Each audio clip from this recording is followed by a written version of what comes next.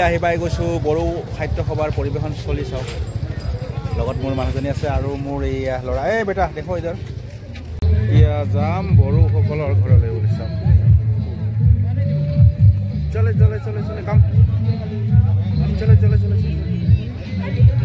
ইয়াত দেখুওৱা হৈছে বন্ধুসকল বড়ো লোকসকলে কেনেধৰণৰ ঘৰ ব্যৱহাৰ কৰে যিসকল গাঁৱলীয়া লোক আছে তেওঁলোকে এইটো হৈছে গোহালি ঘৰ চাওক প্ৰথমতে আৰু তাৰপিছত বেলেগ বেলেগ ঘৰ আছে বলক চাই থাকক মোৰ ভিডিঅ'টি আপোনালোকে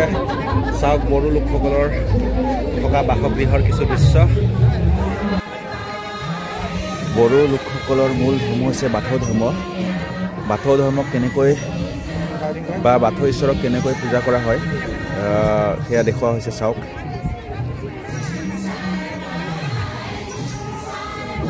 আৰু লগতে আছে বড়ো লোকসকলে ব্যৱহাৰ কৰা ঘৰসমূহ চাওক কি কি ঘৰ ব্যৱহাৰ কৰে বড়ো লোকসকলে তাৰে এইটো হৈছে 9x9 তাৰমানে পাকঘৰ সুকীয়াকৈ থাকে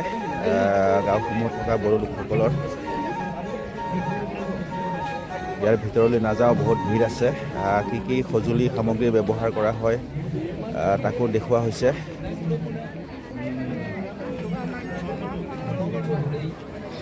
তাৰ লগত পিছপিনে লৈ আহিছোঁ আপোনালোকক চাওক ইয়াতে লেট্ৰিন বাথৰুমসমূহ আছে কেনেকৈ লেট্ৰিন বাথৰুমসমূহ কিয়াকৈ ব্যৱহাৰ কৰা হয় তাৰে আৰু এটি বিশেষ বস্তু চাওক বন্ধুসকল বড়ো লোকসকলৰ পৰম্পৰাগত বস্তু হয় নিশ্চয় চিনি পাইছে বন্ধুসকল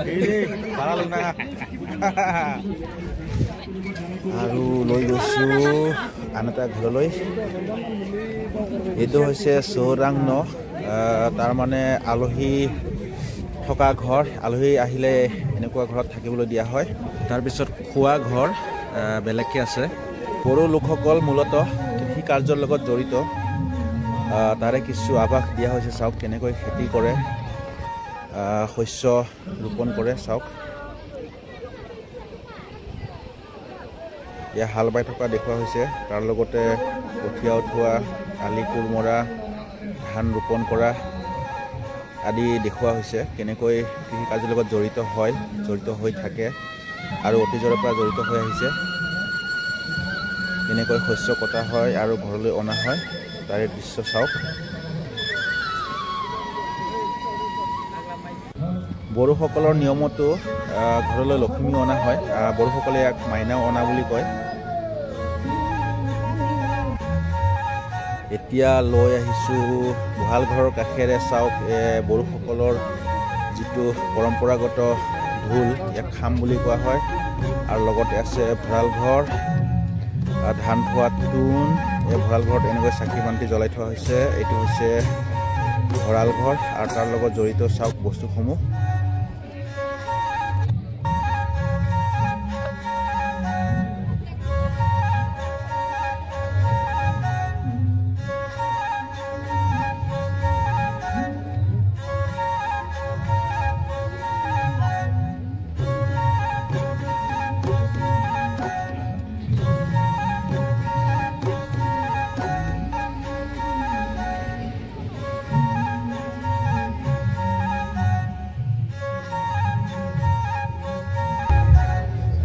এইটো হৈছে ধান খেৰৰ মেজি